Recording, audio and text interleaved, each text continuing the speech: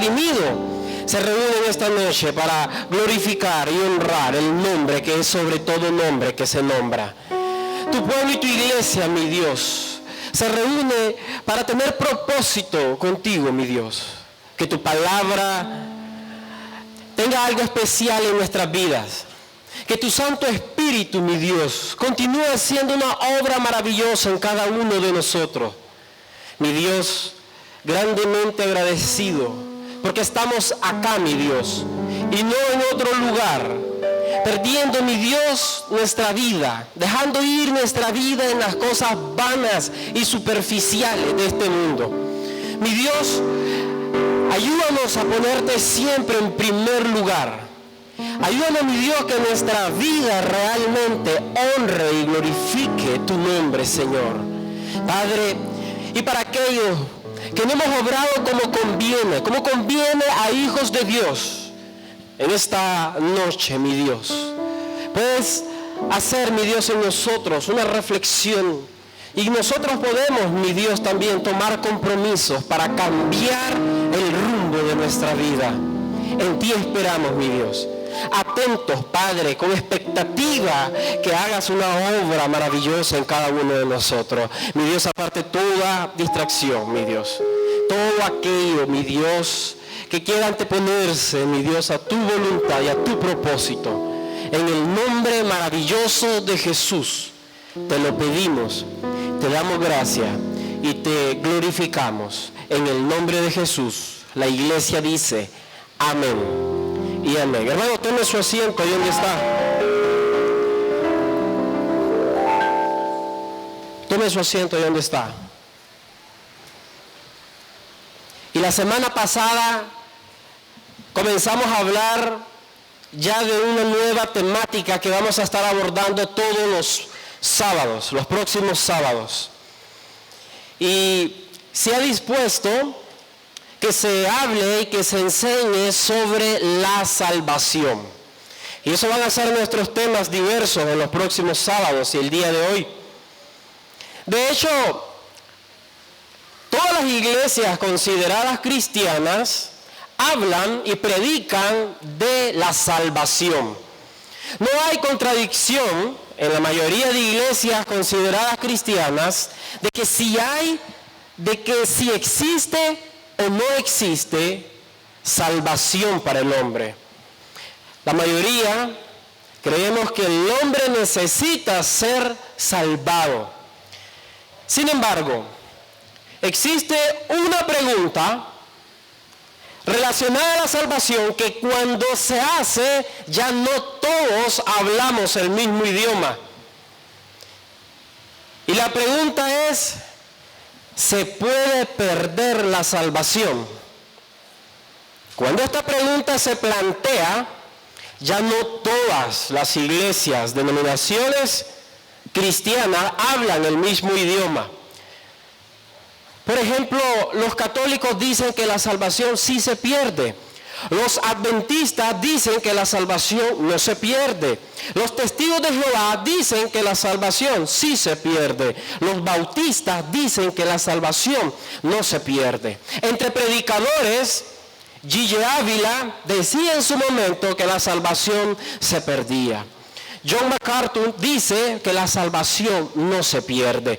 Cash Luna dice que la salvación sí se pierde.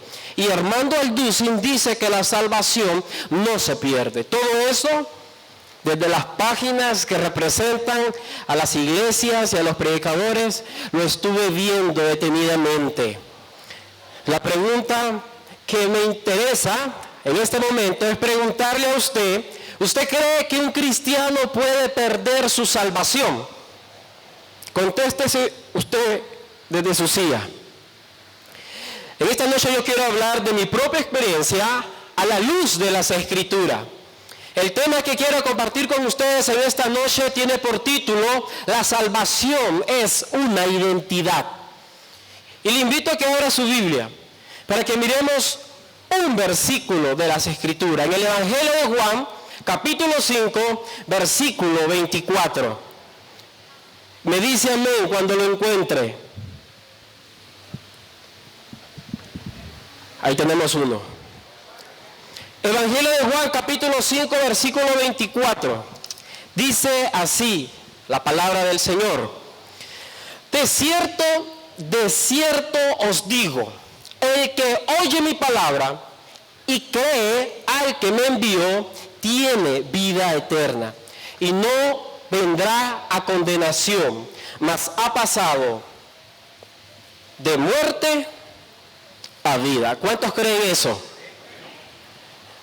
Este versículo es uno de los versículos más cuestionados sobre el tema de la salvación. Muchas personas, muchos estudiosos interpretan este versículo y dicen que este versículo está hablando de algo futuro. Muchos estudiosos dicen que este versículo habla de algo relacionado a salvación que es momentáneo, algo relacionado a la salvación que es condicional. Sin embargo, para otros, no sé si para usted, este versículo está más que claro. Solo necesitamos prestar atención. Solo necesitamos hacer un análisis que el mismo Señor Jesús dijo que lo hiciéramos. Él dijo que no solo leyéramos la Biblia, Jesús dijo que escudriñáramos las Escrituras, porque en ella está la vida eterna. Y necesitamos nosotros tomar cada sección de la Escritura de manera detenida. De hecho, Jesús inicia este versículo 24 diciendo una frase, dijo, de cierto les digo. Cuando Jesús utilizaba esta frase, cuando Jesús anteponía esta frase, cuando iba a decir algo, indicaba que iba a ser una afirmación. Era una advertencia porque iba a ser una afirmación importante, la cual quería que todos los oyentes se detuvieran y escucharan detenidamente porque venía algo que necesitaba nuestra atención. De cierto les digo, verdaderamente, ciertamente, presten atención a lo que les voy a decir. Esta frase, de cierto os digo, antecedía las revelaciones del reino de Dios. Por ejemplo, cuando Jesús estaba en la cruz y tenía dos malhechores a los lados, hubo uno que le dijo, Señor, acuérdate de mí cuando estés en tu reino. Y Jesús le contestó, de cierto te digo, hoy mismo estarás conmigo en el paraíso. Cuando Jesús le enseñó a sus discípulos y ellos estaban peleando sobre quién de ellos era el mayor, Jesús se detuvo y les dijo, de cierto les digo, que si no volvéis como niños, no entraréis en el reino de Dios. Y cuando tuvo entrevista con Nicodemo, y este quería saber de las cosas de Jesús, Jesús le dijo a Nicodemo, de cierto te digo, el que no naciere de nuevo, no puede ver el reino de Dios. ¿Comprende usted ahora la importancia de el de cierto les digo, cuando Jesús lo anteponía y lo usó en esta frase? Muchas veces nosotros no prestamos la debida atención a las Escrituras. A veces leemos la Biblia como si estamos leyendo el periódico. A veces ni siquiera leemos como deberíamos de leer. Recuerdo en una ocasión en la célula, hace muchos años atrás, y uno de los jóvenes estaba leyendo esa parte de Lucas cuando Jesús estaba en el desierto y estaba siendo tentado por el diablo. Y esta muchacha leyó y ella dijo, Jesús dijo, vete de mí, Santana. Y yo lo escuché y le dije, vuelva a leer. Y ella dijo, Jesús dijo, vete de mí, Santana. Y yo, vete de mí, Satanás. No Santana. Lo leyó 2 veces y 2 veces dijo lo mismo. La Escritura demanda que nos fijemos muchas veces en las reglas gramaticales, que nos fijemos muchas veces en las reglas de acentuación, que leamos como conviene. Nunca debemos olvidar que la Escritura, la palabra de Dios, fue escrita en 3 idiomas, griego, hebreo y arameo. Y estos idiomas son ricos, significan muchas cosas. Así que vemos al menos en esta sección que Jesús le dice y habla a la multitud y le dice: el que oye mi palabra y cree al que me envió, tiene vida eterna. Y si usted lo analiza hasta ese punto, se da cuenta que la salvación, que la vida eterna, Jesús no la está ligando a las obras que el hombre hace. No la está ligando a los méritos de bondad que el hombre pudiera tener. Lo que Jesús está diciendo, que la vida eterna está ligada con el impacto que hace la palabra de Dios en aquellos que le escuchan. Está diciendo que la salvación está relacionada con la fe del hombre. Y él dijo: el que oye mi palabra y cree que me envió, tiene vida eterna. Se dio cuenta que ahí hay tres verbos. Ahí hay tres verbos activos presentes. Él dijo: oír, creer y tener. No conjugó los tres verbos futuro, ni el pasado. Él dijo: el que oye, el que cree, tiene vida eterna.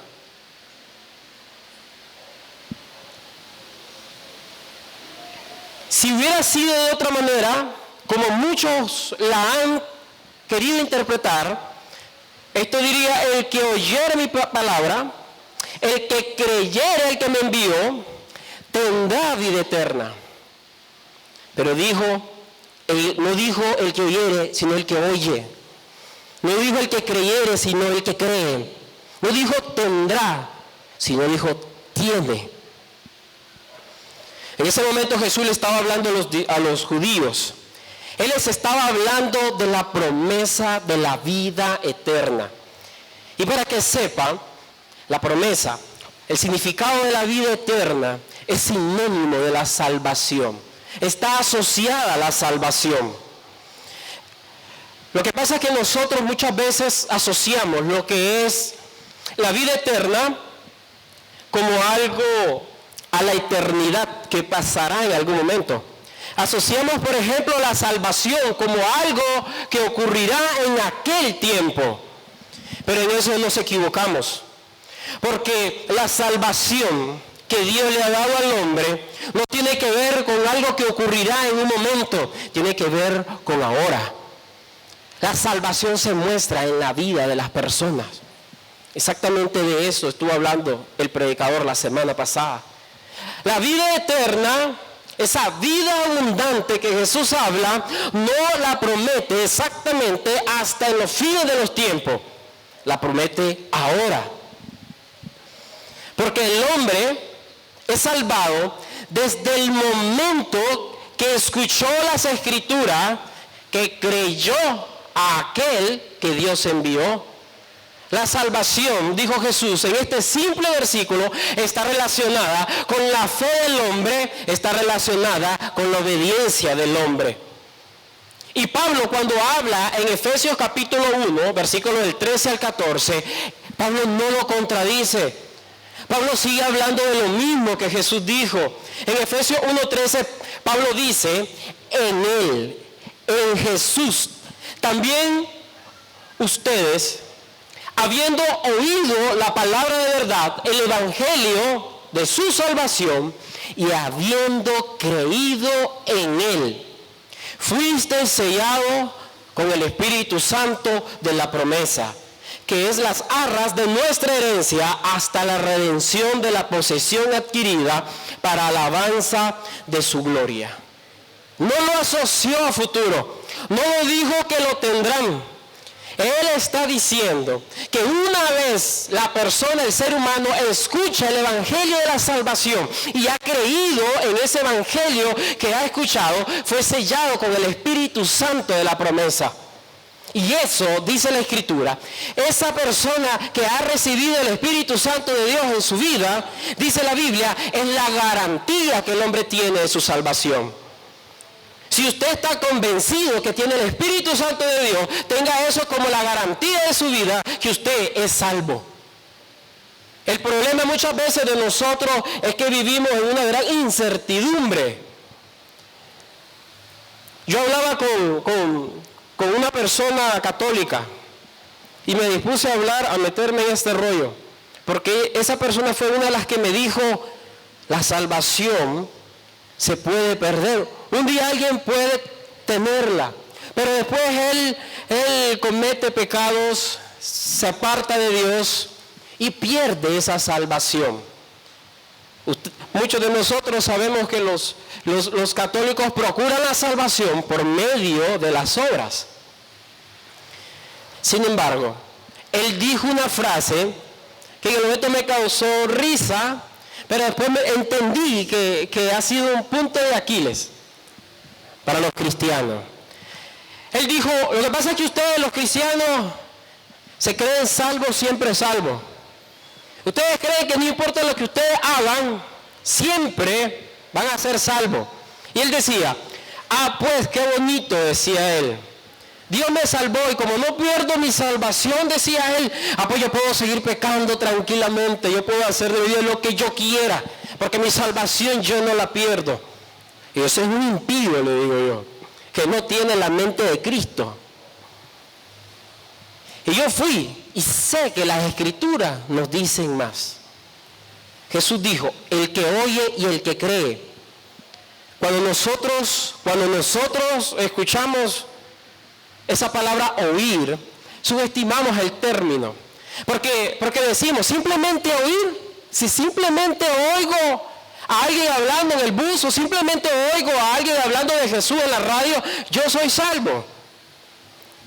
Esa palabra oír, que está en ese versículo, viene de la palabra griega que se pronuncia okouo y significa oír para obedecer. O sea, que Jesús dijo, aquel que oye mis palabras para obedecerlas. Se dio cuenta que no es simplemente. Nosotros hemos venido acá y hemos escuchado muchas veces la palabra de Dios, pero no la ponemos en práctica. Jesús le dijo que hay una determinante que hace diferente a aquel que obtiene su salvación. Y es que cuando escucha la palabra de Dios, la pone en práctica, la obedece, la tiene en su vida como un modelo de vida. Y cuando Jesús dijo, aquel que cree al que me envió, esa palabra creer en el griego se pronuncia pisteo. Y pisteo significa encomendarse, fiarse, confiar. Entonces no es simplemente aquel que dice, yo creo en Dios, como le puede decir el taxista. Todos creemos en Dios, todos. Pero no se trata. Hay un versículo en Santiago que dice, hasta los demonios creen y tiemblan, pero ninguno se sujeta. No es simplemente creer. La Escritura está diciendo, aquel que de verdad confía en Dios, aquel que en verdad descansa en Dios.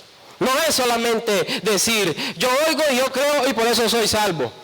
Se trata realmente que el ser humano tome la palabra de Dios y la ponga como modelo de su vida.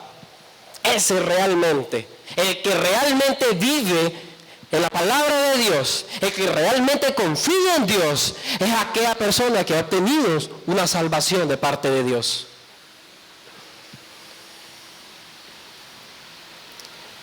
El problema hoy en día es que tampoco entendemos que la salvación no fue algo solitario.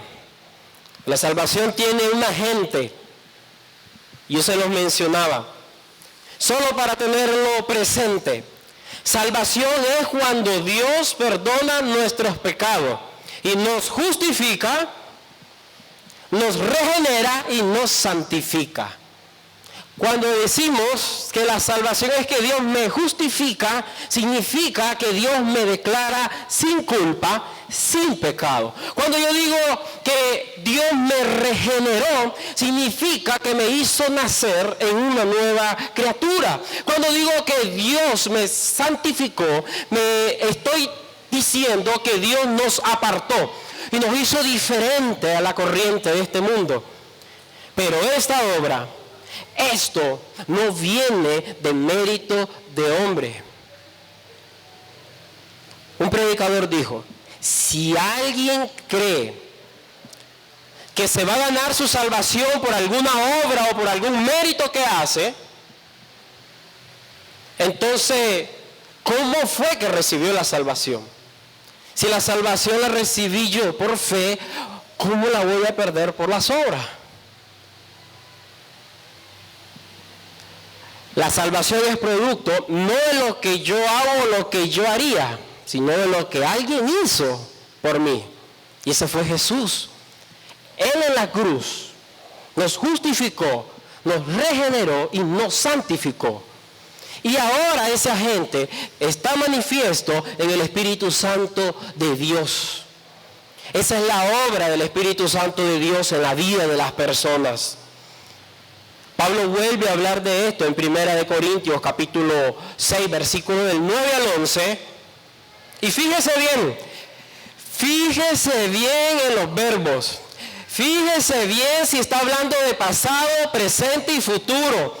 Iglesia del Señor, leamos detenidamente y dígame usted si las promesas de Dios que el apóstol Pablo repite, las está hablando en pasado, en presente o en futuro. Dice, ¿no sabéis que los injustos no heredarán el reino de Dios? No erréis. Ni los fornicarios, ni los idólatras, ni los adúlteros, ni los afeminados, ni los que se echan con varones, ni los ladrones, ni los ávaros, ni los borrachos, ni los maldicientes, ni los estafadores heredarán el reino de Dios. Versículo 11. Y esto erais algunos. ¿Eso fue en pasado o en presente? Pasado. Va a decir, es obvio, hermano. Aguánteme. Y esto erais algunos, mas ya habéis sido lavados. Pasado o presente. Presente. Ya habéis sido lavados. Ya habéis sido santificados. Ya habéis sido justificados. En el nombre del Señor Jesús y por el Espíritu de nuestro Dios. ¿Cuántos creen eso? Y la gente se ríe cuando uno no le dice, pero si yo soy santo. Pero no se trata que por lo que nosotros podemos hacer, se trata por lo que Él hizo por nosotros. Él fue el que nos santificó, Él fue el que nos justificó, Él fue el que nos redimió. No es por obra humana. No es por lo que el hombre puede hacer. Pablo hace esa exhortación y se lo dice a los Gálatas, que muchos de ellos habían comenzado en el Espíritu y habían terminado en la carne. Habían caído de la gracia de Dios, porque ya hemos dicho que la salvación vino al mundo, vino a los hombres por gracia. Y gracia es favor inmerecido. Dios salvó al hombre no por lo que él podía hacer. Él salvó al hombre por su amor, por su misericordia. Y muchos de los que estaban en la iglesia de Gálatas habían comenzado a añadirle obras a su salvación. Habían comenzado a decir que muchos de ellos tenían que hacer algo para ganarse el cielo. Que muchos de ellos tenían que realmente cambiar muchas cosas, porque si no la cambiaban, no iban a entrar en el cielo. Eso está claro en la página de los testigos de Jehová. Ellos dicen, ¿la salvación se pierde? Ellos dicen, sí. Como aquel que un día está, dice, en la orilla del mar. Ese es aquel que está salvado, dice. Pero un día decide meterse al agua por su imprudencia y comienza a ahogarse y se muere. Si hay algo que hemos entendido respecto a la salvación, iglesia, es que la salvación no es un estado del hombre. Lo más incorrecto que alguien puede decir de la salvación es que ayer fui salvo, hoy ya no lo soy, pero mañana sí seré. Entonces Jesús hubiera dicho el versículo que leímos de la siguiente manera: de cierto les digo, que si algún día el hombre deja de obedecer y deja de creer, ya no tendrá vida eterna. Y ahora sí vendrá condenación. Otra vez pasará de vivo a muerto. Pero si otro día vuelve a obedecer y vuelve a creer, tendrá vida eterna otra vez como al principio. Y no vendrá condenación, porque volvió de estar muerto a vivo otra vez. Y usted me dice, qué relajo, qué inseguridad. Y alguien decía en un comentario, ¿cómo se imagina usted que Dios nos inscribió en el libro de la vida? Y un día escribe Moisés, se portó mal.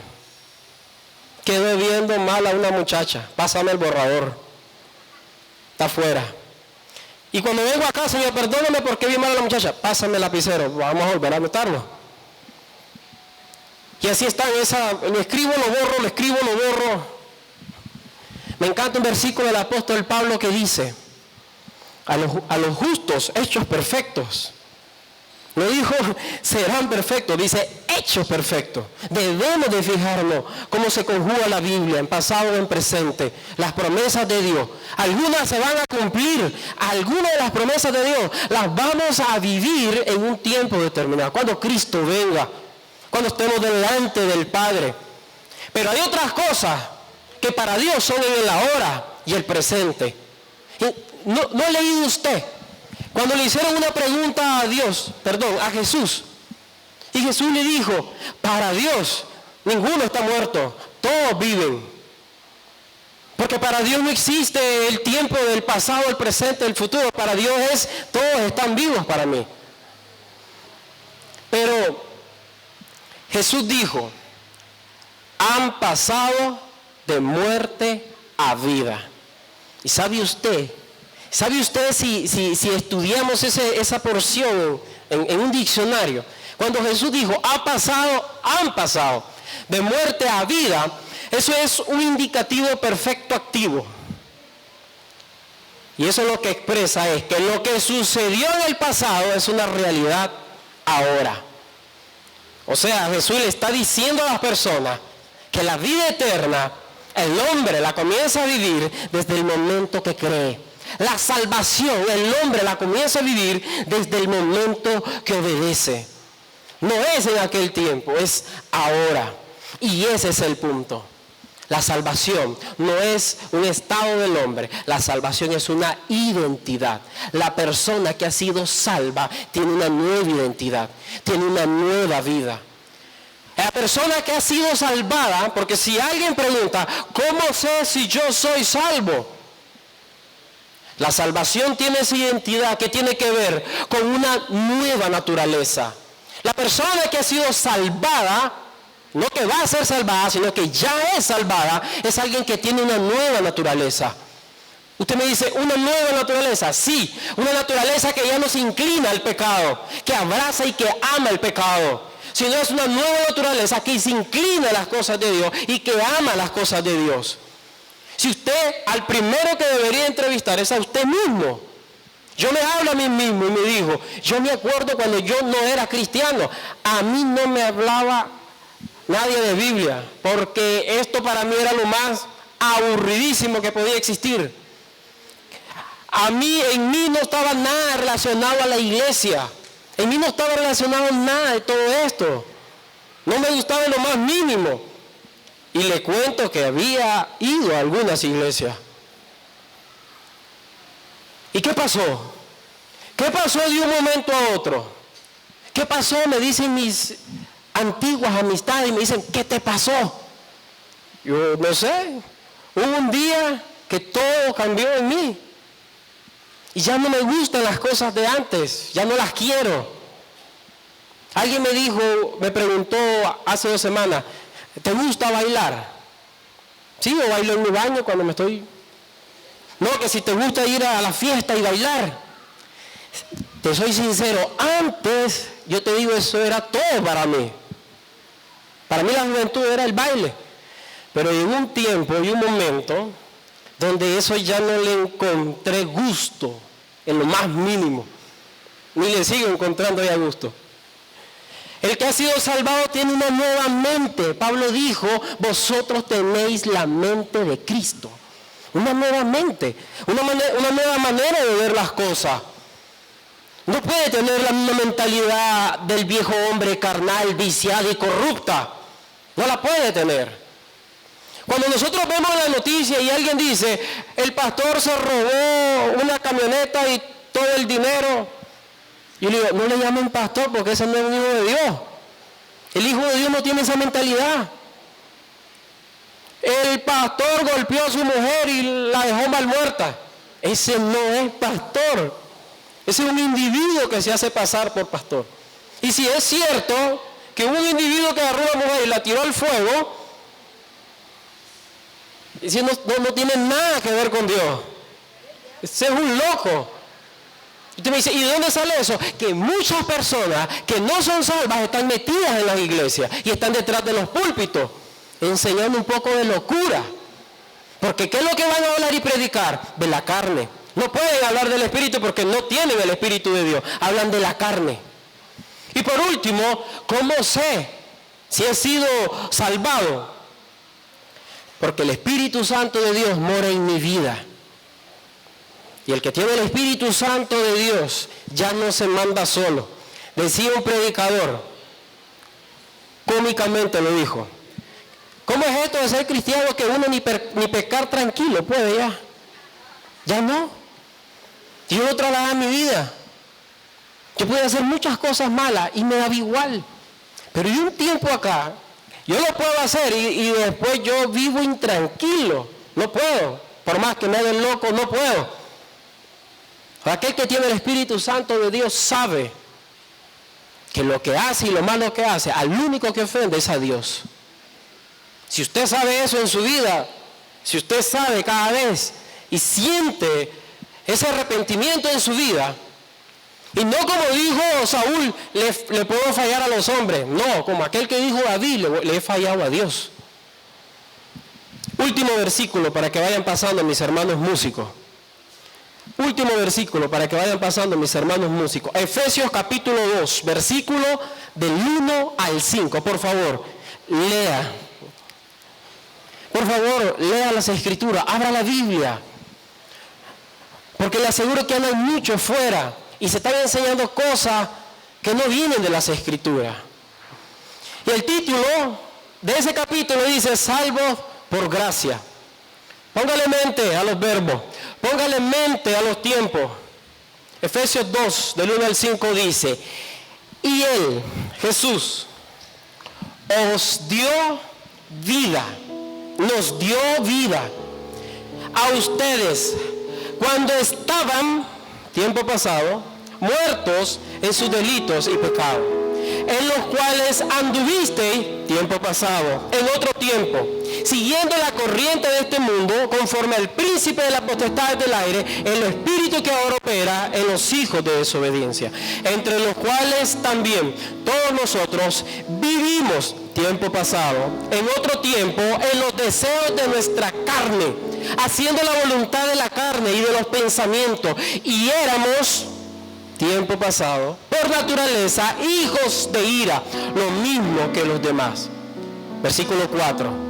Pero Dios, que es rico en misericordia, por su gran amor con que nos amó, aun estando nosotros muertos en pecado, nos dio vida juntamente con Cristo. Por gracia soy salvo. Y juntamente con Él nos resucitó y asimismo nos hizo sentar en los lugares celestiales con Cristo. ¿Cuántos creen eso? Nos hizo sentar en los lugares celestiales con Cristo, ahora, en este momento, porque para Dios ninguno está muerto, todos viven. Y me decía esta persona, ¿qué hay de aquellos que un día estuvieron en la iglesia y luego se fueron? ¿Qué hay de eso? El problema de nosotros es que nosotros asumimos que todo el mundo que está en una silla es salvo. Ese es el problema. Y aunque sea duro, les digo la verdad, no todos los que estamos sentados acá somos salvos. Quisiera que todos fuéramos salvos. Usted me dice, ¿cómo lo sabe? Por la manera como vivimos. Me decía alguien, ¿será que algunos no vinieron porque querían ver la pelea del chocolatito? ¿Será? ¿Será? ¿Será que alguien pone a Dios por segundo lugar y... Pero el mejor ejemplo de esto, podemos decir que muchas personas todavía no han sido salvas por su manera de vivir. Y el mejor ejemplo, Jesús lo tuvo cerca. Mire a Judas. ¿Qué puede ver usted en Judas? ¿Cuántos años? Mire, Judas tenía el mejor pastor. Judas tenía el mejor líder. Judas tenía el mejor maestro. Al más sabio, al mejor amigo. Sin embargo, fracasó. ¿Qué pasó con Judas? Dígame usted. ¿Qué le pasó a Judas? 3 años caminando a la par de Jesús. Que nunca escuchó para obedecer. Y nunca creyó para confiar en Dios. Simplemente era alguien que estaba allí. Simplemente era alguien que escuchaba, alguien que decía que creía, pero nunca tuvo relación su vida con la palabra de Dios, ni con confiar en Dios. Judas nunca fue salvo. Y por eso, la culpa no es del Señor, la culpa es de muchos de nosotros. Póngase de pie ahí donde está. Por favor, póngase de pie.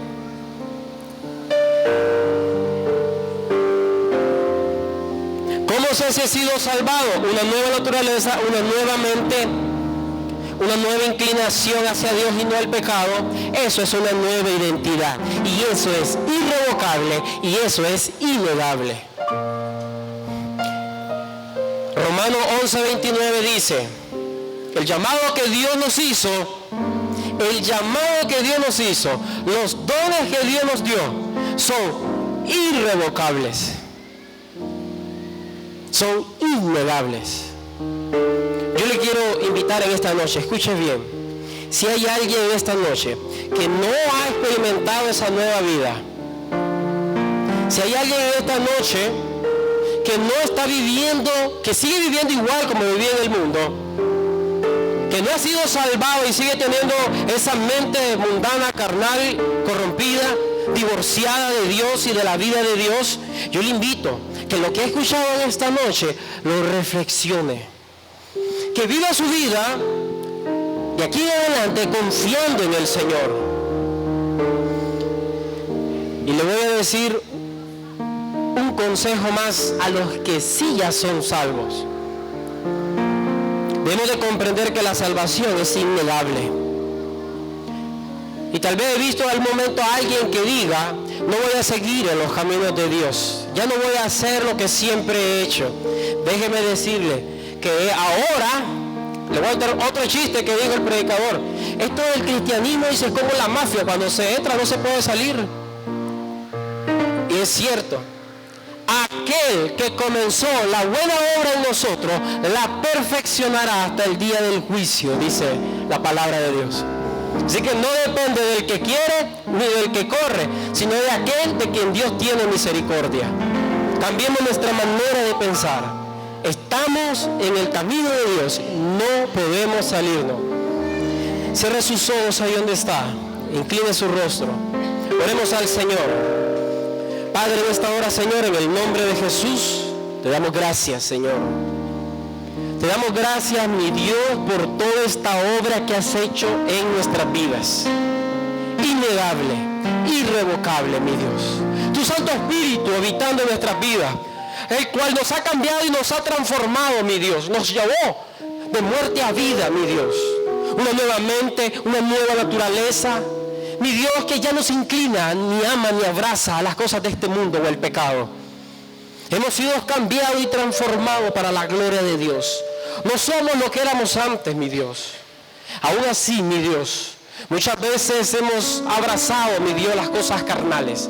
Muchas veces, mi Dios, vivimos como si Dios no ha hecho nada en nosotros. Ayúdanos a entender y comprender que aquel que comenzó en nosotros la obra, la perfeccionará y hará cosas maravillosas en nosotros. Oro, mi Dios, por aquellos que están o que viven inseguros de su salvación. Aquellos que no saben si mueren hoy, ¿dónde van a pasar la eternidad? Si en el cielo o en el infierno. Oro por aquellos, mi Dios, que están en este lugar y no han tenido esa experiencia con el Santo Espíritu de Dios, mi Dios. Que al escuchar, mi Dios, para poder poner en obra y en práctica tu palabra, que al creer, mi Dios, para realmente confiar, para realmente fiarse de Dios, Padre, puedan alcanzar esa salvación, mi Dios, que tú has prometido a todos aquellos que un día son, mi Dios, iluminados con tu palabra. En el nombre maravilloso de Jesús, te lo pedimos, mi Dios, y te damos gracias, porque no somos, mi Dios, ni sombra de lo que éramos antes. Has hecho una obra en cada uno de nosotros. En el nombre poderoso de Jesús, te damos gracias, Señor. Amén. Y amén. Denle un aplauso al Señor.